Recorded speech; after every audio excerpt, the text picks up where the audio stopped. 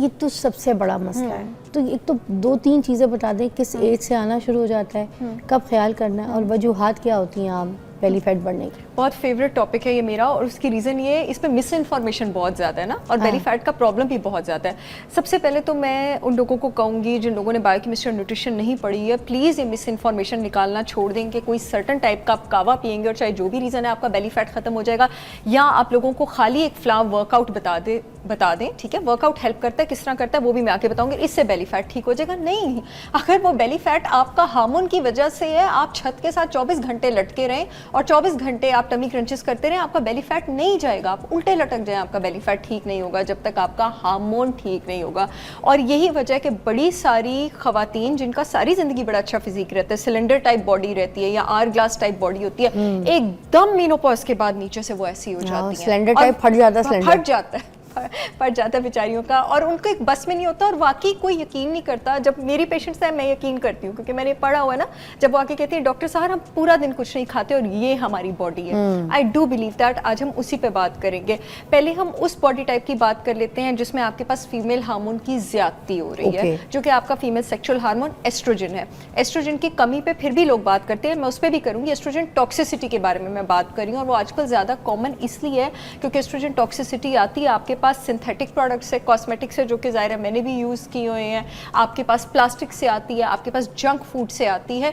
आपके जिगर का काम होता है बॉडी के हर टॉक्सिन को न्यूट्रलाइज करना, खारिज करना, यानी ठीक है। आपके ये जितने भी इंसेक्टिसाइड्स हैं, हर्बिसाइड्स हैं, रेस्टोरेंट के प्रोडक्ट्स हैं, चाइनीज रेस्टोरेंट्स में जो जो चीज़ें इस्तेमाल होती हैं, सब में टॉक्सिक एस्ट्रोजन होता है। आपके लिवर में वो लोड होता जाता है, लिवर इसको निकालता जाता है। जब आपका जंक फूड और इन सब चीज़ों की तरफ एक्सपोजर बहुत ज़्यादा रहता है, लिवर की बस हो जाती है, मैं आसान लफ्ज़ों में लोगों को समझाऊंगी, और लिवर उसको खारिज करने में नाकाम हो जाता है। यहाँ पे बिल्डअप शुरू होता है एक नए सिलसिले का लिवर में टॉक्सिक एस्ट्रोजन का। टॉक्सिक एस्ट्रोजन का जब आपके पास बिल्डअप होता है तो जो फैट आपको मिलेगी, अब मैं उसकी टाइप बताने लगी हूँ। आप कैसे पहचान सकते हैं? जिन खवातीन को पीरियड्स की ब्लीडिंग बहुत ज़्यादा होती है और उनका जो नीचे वाली बॉडी है वो बहुत ज़्यादा फैल गई है, हिप्स और थाइज बहुत ज़्यादा फैल गए हैं। पियर शेप्ड बॉडी होना सारी जिंदगी एक अलग चीज़ है। पियर शेप्ड बॉडी आपके पास होती है कि आपका नीचे वाला, जनरली बचपन से एक टेंडेंसी होती है कुछ लोगों की कि उनके हिप्स और थाइज मोटे होते हैं, अपर बॉडी उनकी पतली होती है। अगर आपकी पियर शेप बॉडी भी रही है ना, लेकिन सडनली एकदम ऊपर से आप स्मॉल साइज और नीचे से आप लार्ज एक्स्ट्रा लार्ज हो गए हैं, ऐसा होता है, और ऊपर वाला पेट नहीं निकला हुआ, सिर्फ ये नीचे वाला पेट निकला हुआ है, लेकिन ये बैलून की तरह नहीं निकला होगा, ये ऐसे नीचे की तरफ को गिरा होगा, ठीक है, फॉल कर रहा होगा, नीचे की तरफ को गिरा होगा, सिर्फ ये वाला हिस्सा गिरा होगा। तो ये आपकी एस्ट्रोजन टॉक्सिसिटी है, इसको यहीं पे पकड़ें, वरना आफ्टर 52, नॉर्मली आफ्टर 52 आपकी ओवरीज रिटायर हो जाती हैं और एस्ट्रोजन बनाना टोटली छोड़ देती हैं। चाहे आपको मेनोपॉज हो भी जाए ना, ओवरी थोड़ा थोड़ा बना रही होती है, 52 की एज में बिल्कुल छोड़ देती है, फिर उस वक्त नहीं ये कंट्रोल होनी, जो ये वाली बॉडी हो जाएगी वो बहुत बुरी। अब इसको आपने कंट्रोल कैसे करना है? एस्ट्रोजन टॉक्सिसिटी में आप टोटली वेजिटेरियन हो जाते हैं, क्योंकि टॉक्सिक एस्ट्रोजन को आपके पास जो केमिकल जिस्म से निकाल सकता है वो है DIM. DIM is diindolylmethane. Diindolylmethane हरी सब्जियों में होता है, खासकर क्रूसीफेरस वेजिटेबल में। बड़ा महंगा, जो लोग अफोर्ड कर सकते हैं, एक सिंथेटिक सप्लीमेंट मिलता है डिम का, उसकी 400 मिलीग्राम डोज आप डेली एम्प्टी स्टमक भी ले सकते हैं। 400 मिलीग्राम डिम से आप समझें कि आपने एक पूरा जो बड़ा डब्बा है ना, वो हरी सब्जी का खा लिया सिर्फ एक टैबलेट में। अगर आप ले सकते हैं तो एक्सपेंसिव सप्लीमेंट होता है, ज़्यादातर लोग कराते भी इंपोर्ट ही हैं, जो लोग मंगवाएं। जो लोग नहीं कर सकते, परेशान होने की ज़रूरत नहीं है। ऑर्गेनिक ग्रीन पाउडर्स पाकिस्तान में बहुत अच्छी ब्रांड्स के मिलते हैं, आप ग्रीन पाउडर्स ले सकते हैं, आप हरी सब्जियां खा सकते हैं और अपने लिवर ग्रीन पाउडर्स में माचा वगैरह भी शामिल है? डेफिनेटली आ जाता है। ग्रीन पाउडर्स में मैं लोगों को बता दूं, स्वांजना पाउडर आ जाता है, करेला पाउडर आ जाता है, आंवला पाउडर आ जाता है, पालक बहुत अच्छी है इसके लिए। क्रूसीफेरस वेजिटेबल्स में कैबेज आ जाता है, पालक आ जाता है, केल आ जाता है, ब्रोकली आ जाता है। और अगर आपको ये वाला मोटापा है ना, तो लिवर का डिटॉक्स करना बहुत जरूरी है, क्योंकि लिवर का एक सिस्टम होता है, हमने पिछली एपिसोड में भी बात की थी, CYP450, वो डाउन गया होता है, वो ऊपर आता है जब लिवर डिटॉक्स होता है। एक बड़ी जबरदस्त चाइनीज हर्ब है मिल्क थिसल, जिसका आप सिंथेटिक सप्लीमेंट भी बहुत कॉमन है, और पाकिस्तान की बहुत रिप्यूटेबल ऑर्गेनिक ब्रांड्स भी उसको बना रही हैं। एक तो मिल्क थिसल आपको इस्तेमाल करना है। लिवर किन किन चीज़ों से डिटॉक्स होता है मैं नाम बता देती हूँ। त्रिफला, त्रिफला आयुर्वेदा की हर्ब है। त्रिफला 3 आयुर्वेदिक हर्ब से, 3 चीजों का, 3 से बनती है। आंवला, हरड़, बेहड़। आंवला आप त्रिफला की सूरत में भी लेंगे, आंवला आप अलग से भी लेंगे। क्यों? लोग समझते हैं kinnow is the richest source of vitamin C on this planet, amla is the richest source of vitamin C on this planet. Vitamin C liver को डिटॉक्स करने के लिए, ओवरऑल बॉडी के एंटीऑक्सीडेंट फंक्शंस के लिए भी बहुत अच्छा होता है। फेनल, आंवला जो सूखा वाला होता है आंवला उसको भी पानी में अगर डाल के सुबह उसका पानी पी ले तो भी होती है डिटॉक्स? आंवला पाउडर लें आप फिजा, या किसी ने भी जिसने लेना है, और वो नीम गर्म पानी में उसको करना शुरू कर दे। जितनी भी खवातीन, मैं रोज सुबह ये करती हूँ। उसकी रीजन ये है कि मेकअप से, सिंथेटिक प्रोडक्ट से मजबूरी है, काम ऐसा है, एक्सपोजर ज्यादा है। तो जितने भी लोग, मैं तो कहती हूँ 35 जिन औरतों ने क्रॉस किया, स्टार्ट करें। Don't wait for bad things to happen, ठीक है। अच्छा, फेनल, सौंफ आपके पास आ गई, चुकंदर, बीट रूट, ये आपके पास लिवर को डिटॉक्स करता है। ग्रीन टी एक्सट्रैक्ट्स, ये आपके पास लिवर को डिटॉक्स करती हैं। दारचीनी, दारचीनी एक हमारी पाकिस्तानी भी, एक श्रीलंकन, जो सेलोन श्रीलंकन दारचीनी होती है ना, वो बड़ी, उसका बड़ा अच्छा लेवल होता है आपके पास लिवर को डिटॉक्स करने में, वो आप यूज कर सकते हैं। Coffee powder, black coffee powder, वो आप लिवर को डिटॉक्स करने में यूज कर सकते हैं। इंटरमिटेंट फास्टिंग करें। कॉफी पाउडर जो है वो वही कॉफी है ना? ब्लैक कॉफी पाउडर, आप black coffee just like a coffee, right? बिल्कुल, एब्सोल्युटली, आप ब्लैक कॉफी भी ले सकते हैं। आप अपने लिवर को डिटॉक्स करें, आप इंटरमिटेंट फास्टिंग करें, आप वेजिटेरियन हो जाएं। डिम मैंने बताया। एक और मैं 2 आर्टिफिशियल सिंथेटिक सप्लीमेंट्स लोगों को बताना चाहूंगी। या तो ऑर्गेनिक नेटल रूट पाउडर कहीं से ले लें, या फिर नेटल रूट एक्सट्रैक्ट के सप्लीमेंट्स भी मिलते हैं। 200 से 400 मिलीग्राम की डोज, अगर आपको ब्लीडिंग ज़्यादा हो रही है पीरियड्स में। तो मेरी बहुत सारी क्लाइंट्स हैं माशाल्लाह जिनको फाइब्रॉइड से अब दुआएं देती हैं, शफा देने वाला अल्लाह ताला होता है। डिम, कैल्शियम ग्लूकोरेट और नेटल रूट, मैजिकल कॉम्बिनेशन है ये। किस चीज़ के लिए बता रही थी आप?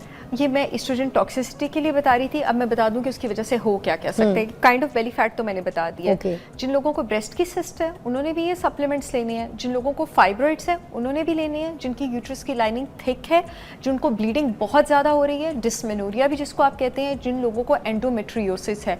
एस्ट्रोजन टॉक्सिसिटी से ही अल्टीमेटली खुदा ना खास्ता फिर आगे जाके ब्रेस्ट कैंसर भी होता है, फाइब्रॉइड्स और यूट्राइन कैंसर भी होता है, ठीक है।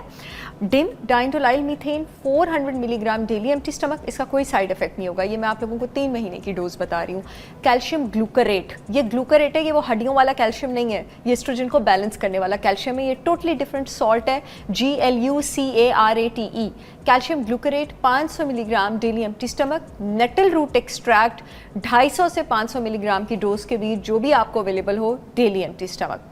एक extra version cod liver oil supplement आप लेंगे। कॉड लिवर ऑयल में विटामिन ए होता है, डी होता है, ओमेगा 3 फैटी एसिड्स होते हैं, आपकी बॉडी को सपोर्ट करेंगे स्ट्रेस से डील करने के लिए। स्किन के लिए भी अच्छा होता है, बहुत अच्छा होता है, बालों के लिए बहुत, हड्डी इम्यूनिटी, कॉड लिवर ऑयल पे भी बड़ी बात इंशाल्लाह हो सकती है। पूरी सर्दियां तो मेरे ख्याल से बहुत अच्छा होता है, बहुत अच्छा। मैं पूरा साल लेती हूँ नाश्ते के साथ रोज सुबह कॉड लिवर ऑयल जी। एक विटामिन ई आप, अच्छा ब्लीडिंग चाहे आपको पीरियड्स की कम हो चाहे ज़्यादा हो, विटामिन ई हर हार्मोनल फैट वाले ने लेना होता है। उसका रीज़न क्या है, आपके जो दिमाग का मास्टर ग्लैंड है, इसको मेडिकल लैंग्वेज में पिट्यूटरी ग्लैंड कहा जाता है। विटामिन ई अगर कम हो तो पिट्यूटरी ग्लैंड से वो स्टिमुलेटिंग हार्मोन्स नहीं निकलते जो ओवरी से जाके जो मेन सेक्सुअल हार्मोन्स है एस्ट्रोजन, उसकी प्रोडक्शन को रेगुलेट करें। अच्छा, ये पिट्यूटरी आपके पास 2 हार्मोन निकालते हैं, LH और FSH, ल्यूटेनाइजिंग हार्मोन और फॉलिकल स्टिमुलेटिंग हार्मोन। आप लोगों ने अपनी हार्मोनल रिपोर्ट्स में अक्सर देखा होगा LH और FSH, जिन लोगों ने औरतें करवाई लेती है जिंदगी में कभी, ठीक है। ये विटामिन ई के बगैर इनकी सिक्रीशन रेगुलेट नहीं हो सकती। पूरा फीडबैक लूप खराब हो जाता है।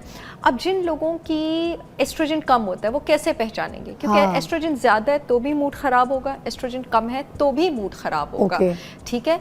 एस्ट्रोजन कम वालों को पीरियड्स की ब्लीडिंग कम होती है और उनका गंजपन स्टार्ट हो जाता है। अच्छा। ये थोड़ा सा डिफरेंस है। एक और डिफरेंस, उनको विजाइनल ड्राइनेस होती है और ब्रेस्ट एट्रोफी हो जाती है। मेरे पास ऐसी पेशेंट्स आती है जिनकी ब्रेस्ट का साइज कम हो जाता है, प्रॉपर कम हो जाता है पहले से। ये इसका मतलब है कि आपके पास एस्ट्रोजन कम हो रहा है। मोटापा यहाँ पे भी वही होगा जो एस्ट्रोजन टॉक्सिसिटी वाला होगा। आप पहचानेंगी कैसे, आपको साथ गंजपन भी हो रहा है, आपको विजाइनल ड्राइनेस हो रही होगी, decrease sexual appetite, decrease libido, sexual desire कम होगी, आपकी छाती आपकी छोटी हो जाएगी और आपकी पीरियड्स की ब्लीडिंग कम होगी। मोटापा वही वाला होगा। अब यहाँ पे आपने क्या करना है, एस्ट्रोजन का जो स्ट्रक्चर है ना, उसका जो न्यूक्लियस है वो बनता है कोलेस्ट्रॉल से। यहाँ पे आपने वेजिटेरियन डाइट नहीं लेनी, दबा के गोश्त खाना है और चर्बी वाला गोश्त खाना है और कीटो डाइट पे आपने आ जाना है। अंडे की जर्दियाँ खानी है, नट्स खाने हैं, नारियल का तेल, देसी घी, गोश्त की चर्बी, चिकन, बेशक वो जो फैट होता है दुम्बे वाला फैट, उसमें पका पका के आप खाने खाएं, लेकिन आपने दोनों सिचुएशंस में ना मीठा लेना है, ना तला हुआ लेना है, ना आपने गंदम लेना है, ना आपने दूध लेना है। ये आपने दोनों सिचुएशंस में नहीं लेना। डेयरी का भी इस्तेमाल नहीं, डेयरी का बिल्कुल इस्तेमाल नहीं करना। और जब आपको एस्ट्रोजन टॉक्सिसिटी होती है ना, उसकी पहचान ये भी आपको डेयरी की क्रेविंग होती है। डेयरी की हो, आइसक्रीम की और इन चीज़ों की जिन लोगों को क्रेविंग होती है ना, और आपका यहाँ से मोटा आप टॉक्सिसिटी की तरफ जा रही हैं, ये मैं आप लोगों को बड़े बड़े साइंटिफिक हैक्स बता रही हूँ जिस पर बहुत लंबी बात हो सकती है। अच्छा, इस तरह आप अपना पहचान लेंगी और इस तरह आप अपनी डाइट, इंटरमिटेंट फास्टिंग दोनों में मैंडेटरी है। अच्छा, लिवर डिटॉक्स आपने दोनों में करना है। जो जड़ी बूटी आपने कम एस्ट्रोजन में लेनी है वो आपने शतावरी लेनी है, और अभी जिसकी हम ब्रेक में भी बात कर रहे थे, ये मीनोपॉजल औरतों में होता है ज़्यादातर। मीनोपॉज होता है ना, एस्ट्रोजन खत्म हो जाता है, वो जिस्म के लिए एक बहुत बड़ा धक्का होता है। फिर जिन औरतों ने अपने स्ट्रेस लेवल्स का और एड्रीनल ग्लैंड का ख्याल नहीं रखा होता ना, उनका जिस्म इसको बर्दाश्त नहीं कर सकता, उन औरतों का मीनोपॉज बहुत सख्त होता है। और मेरे पाकिस्तान में बेचारी सारियों का ही सख्त होता है, क्योंकि किसी को भी अपना ख्याल नहीं रखना आता। तो वो आप गुड फैट लें, आप शतावरी जड़ी बूटी लें, आप अश्वगंधा लें, इसके साथ गुलाब की पत्तियों की चाय लें। आप गुलाब की पत्ती जो है ना, वो आपके पास दिमाग में एक न्यूरोट्रांसमीटर होता है टायरोसिन, न्यूरोट्रांसमीटर नहीं सॉरी अमाइनो एसिड होता है टायरोसिन। टायरोसिन हमारे दिमाग का जो मूड रेगुलेटिंग न्यूरोट्रांसमीटर है, सेरोटोनिन उसको बनाता है। ये आपने ये सोचा कभी स्पाज में ये गुलाब की पत्तियां ये एमी डेकोरेशन के लिए नहीं होती हैं, ये एक्चुअली इसका इफेक्ट है, ये टायरोसिन बनाती है। कैमोमाइल बहुत ज्यादा अच्छी हर्ब है इसके लिए। हिबिस्कस 5000 सर्दियों में भी इस्तेमाल बहुत अच्छी, आप थ्रू आउट इस्तेमाल करें कैमोमाइल। अच्छा, मेरे ख्याल से इसमें थोड़ा सा दालचीनी डाल देंगे और इसमें बिल्कुल आप थ्रू आउट तो इस्तेमाल करें। अच्छा। मिंट बहुत ज्यादा अच्छा है, अगर आपका पुदीना अगर आपके एस्ट्रोजन लेवल्स कम है, बहुत ज़्यादा अच्छा है। तो ये थोड़ी सी आप हर्ब्स इस्तेमाल करेंगे। इस केस में आप जो सप्लीमेंट्स लेंगे वो आप इनोसिटॉल लेंगे 1000 milligram daily empty stomach. Evening primrose oil लेंगे, एम्प्टी स्टमक ले लें, इवनिंग में प्रिमरोज क्या करेगा? प्रिमरोज ऑयल आपके पास अगेन पिट्यूटरी ग्लैंड से LH और FSH की सिक्रीशन अच्छी करता है। इनफैक्ट जितनी भी औरतें 40 से ऊपर हैं और अब उनकी मेंस्ट्रुएशन कम हो गई है, आप विटामिन E, इनोसिटॉल, प्रिमरोज शुरू करें। बी कॉम्प्लेक्स सप्लीमेंट आप लेंगे ताकि वो आपकी बॉडी को एनर्जाइज करे, आपके जो है वो फूड का मेटाबॉलिज्म उसको अच्छा करे। जितने भी बी विटामिन्स होते हैं वो खाने के मेटाबॉलिज्म में बड़ा सहारा बनते हैं।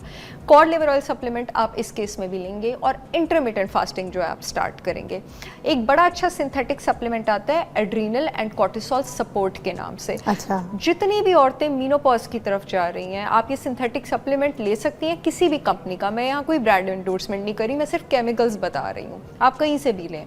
एड्रीनल एंड कॉर्टिसोल सपोर्ट 15 से 16 जड़ी बूटियों से बना होता है फिजा, जिसमें लिकोराइस, मुरट्ठी, रोडोला, रोजेशिया और बहुत सारी हर्ब्स जो हैं, 60 जिनसिंग, बहुत सारी हर्ब्स इसमें आपके पास शामिल हैं। तो ये क्या करते हैं? ये आपके एड्रीनल ग्लैंड्स को इस काबिल बनाता है कि जब आप मीनोपॉज में जाएं, जब आप मीनोपॉज में जाते हैं ना, एस्ट्रोजन खत्म हो जाता है, तो एड्रीनल ग्लैंड पता क्या करता है? एड्रीनल ग्लैंड अपने से थोड़ा सा कॉर्टिसोल ओवरी को देता है कि ये लो तुम मुझसे ले लो, तुम एस्ट्रोजन बना लो। जबरदस्त। तो अगर आप अपने एड्रीनल ग्लैंड को सपोर्ट करते रहेंगे तो ये उस वक्त जब आपको मीनोपॉज होगा, मैं आपको बता रही थी मैं रोज खाती हूँ एड्रीनल एंड कॉर्टिसोल सपोर्ट भी। पहले से करनी है इसकी, पहले से करनी मतलब है। 35 आजकल जितना स्ट्रेस है, मीनोपॉज भी तो अर्ली हो गया औरतों को। 35 से भी शुरू कर सकते हैं। बिल्कुल। अब पहले देखिए औरतों को 50 के करीब होता था, मेरे पास 38, 39 की पेशेंट्स आती हैं मीनोपॉज से गुजर रही हैं, एब्सोल्युटली पेरीमेनोपॉज से गुजर रही हैं। शतावरी लें, अश्वगंधा लें, ये जो मैंने आपको हर्ब्स बताई हैं ये लें, इंटरमिटेंट फास्टिंग करें, लॉन्ग वॉक्स पे जाएं सुबह, ये बड़ा इंपॉर्टेंट है।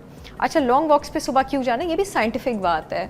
सुबह के टाइम प्लांट्स ऑक्सीजन छोड़े होते हैं, हम सब ने बचपन में साइंस में पढ़ा हुआ है। ये आप किस टाइम की बात करिए? टाइम क्या सुबह वाला? आप कह लें कि ये 7-8 बजे से पहले, 5 से 7 के बीच। ये वो विटामिन डी वाली वॉक नहीं है? नहीं, ये विटामिन डी नहीं, अच्छा, ये कॉर्टिसोल वाली वॉक है। कॉर्टिसोल वाली, ये वॉक के टाइमिंग डिफरेंट होते हैं, ये आप सुन लें। तो ये जो है सुबह 7 बजे हो सकती है, 6 बजे हो सकती है, 5 बजे, 6 बजे बेहतरीन टाइम है, 5-6 बजे। ठीक है, अपने वैसे तो अपने आप को बड़ा नज़्मो ज़ब्त का कायल बनाएं। सुबह के टाइम प्लांट्स ऑक्सीजन छोड़ रहे होते हैं, हम सब ने पढ़ा हुआ है, रात को कार्बन डाइऑक्साइड छोड़ते हैं। जब प्लांट्स ऑक्सीजन छोड़ते हैं ना, आप वॉक करते हैं, तो आपका इंसुलिन भी नीचे जाता है और आपका कॉर्टिसोल भी नीचे जाता है। औरतों में इंसुलिन अगर ऊपर जाएगा ना, इसलिए मैं कार्बोहाइड्रेट और जंक फूड से मना कर रही हूँ, क्योंकि कॉन्टिन्यूस इंसुलिन स्पाइक मिलेगा। इंसुलिन डायरेक्टली प्रोपोर्शनल है टेस्टोस्टेरोन के। डायरेक्टली प्रोपोर्शनल का मतलब ये है कि अगर इंसुलिन बढ़ेगा तो टेस्टोस्टेरोन भी बढ़ेगा। जितनी भी खवातीन में एस्ट्रोजन कम होता है, मोस्टली उनमें टेस्टोस्टेरोन ज़्यादा होता है।